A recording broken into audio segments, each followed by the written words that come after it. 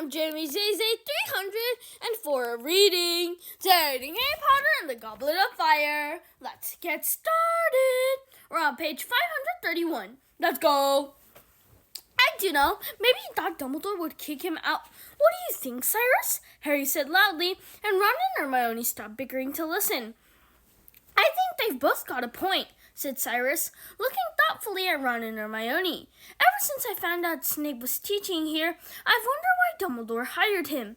Snape's always been fascinated by the dark arts. He was famous for it at school. Slimy, oily, greasy-haired kid he was, Cyrus added, and Harry and Ron grinned at each other. Snape knew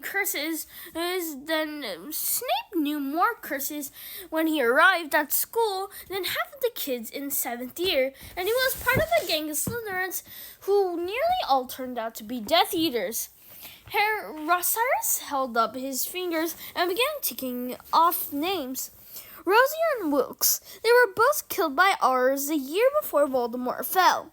The Lestranges. They're a married couple. They're in Azkaban. Avery, from what I've heard, he wormed his way out of trouble by saying he'd act under the Imperious Curse. He's still at large, but as far as I know, Snape was never even accused of being a Death Eater. Not that that means much. Plenty of them were never caught, and Snape's certainly clever and cunning enough to keep him out of trouble. Snape knows Karkaroff pretty well, but he wants to keep that quiet, said Ron. Yeah, you should have seen Snape's face when Karkaroff turned up in potions yesterday, Harry said quickly.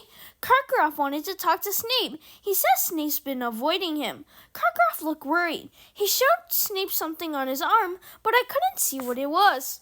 He showed Snape something on his arm?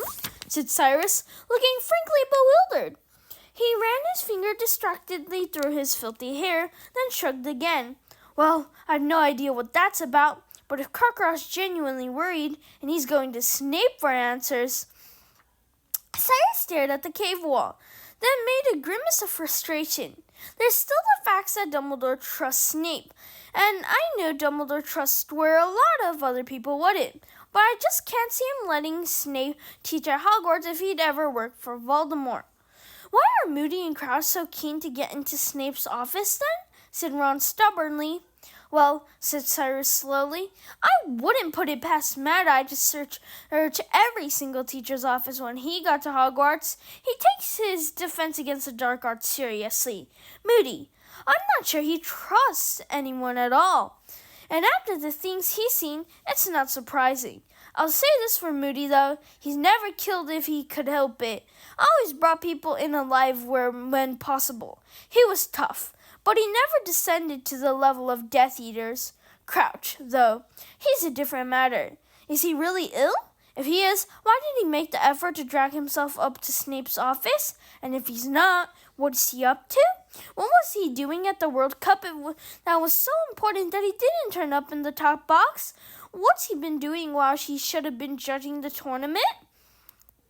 Cyrus lapsed into silence, still staring at the cave wall. Buckbeak was ferreting around on the rocky floor, looking for bones he might have overlooked. Finally, Cyrus looked up at Ron. You say your brother's Crouch's personal assistant? Any chance you could ask him if he's seen Crouch lately? I can try, said Ron doubtfully. Better not make it sound like I reckon Crouch is up to anything dodgy, though. Percy loves Crouch. And you might try and find out where they've got any leads on both the Jorkins while you're at it, said Cyrus, gesturing to the second copy of the Daily Prophet. Bagman told me they hadn't, said Harry. Yes, he's quoted in the article in there, said Cyrus, nodding at the paper, blustering on about how bad Bertha's memory is. Well, maybe she's changed since I knew her, but the Bertha I knew wasn't forgetful at all. Quite the reverse. She was a bit dim, but she had excellent memory for gossip. It used to get her into a lot of trouble. She never knew when to keep her mouth shut. Ah! Sorry about that. Got a little bit creeped out. It used to get her into a lot of trouble. She never knew when to keep her mouth shut. I can see her being a bit of a liability at the Ministry of Magic. Maybe that's why Bagman didn't bother to look for her for so long. Cyrus heaved an enormous sigh and rubbed his shadow eyes.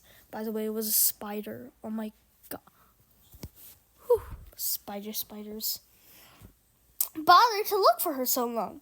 Cyrus heaved an enormous sigh and rubbed his shadowed eyes. What's the time?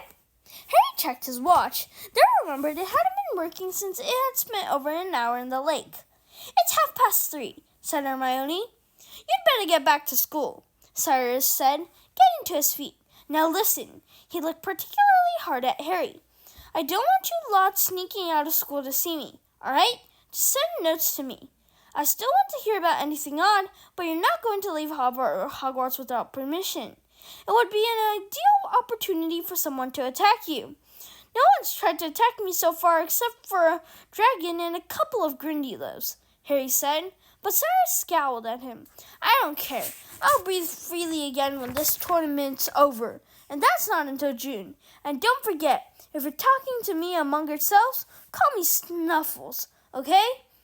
He handed Harry the empty napkin and flask and went to Peppa goodbye.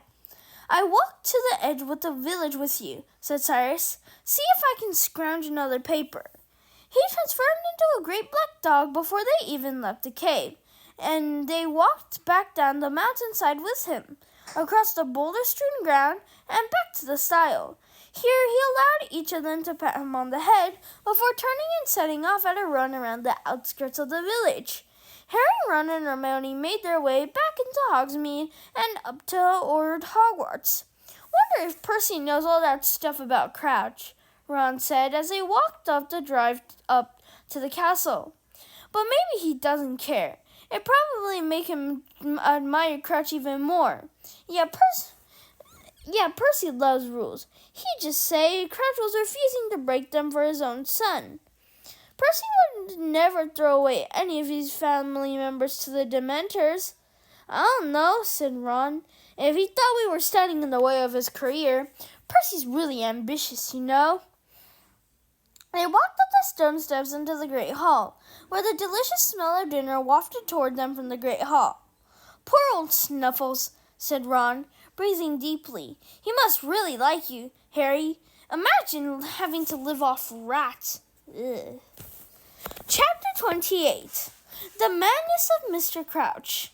Harry, Ron, and Hermione went up to the Owlery after breakfast on Sunday to send a letter to Percy, asking, as Cyrus had suggested, whether he had seen Mr. Crouch lately.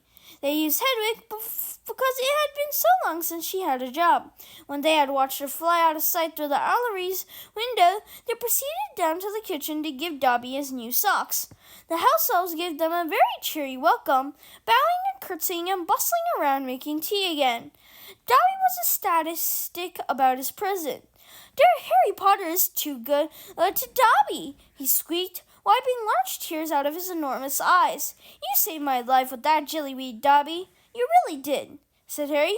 No chance of more of those eclairs, is there? Said Ron, who was looking around and the beaming and bowing house elves. Thank you, everyone. That's all for today. Bye. See you tomorrow. By tomorrow, we are going to read page 536. See you tomorrow. Peace out.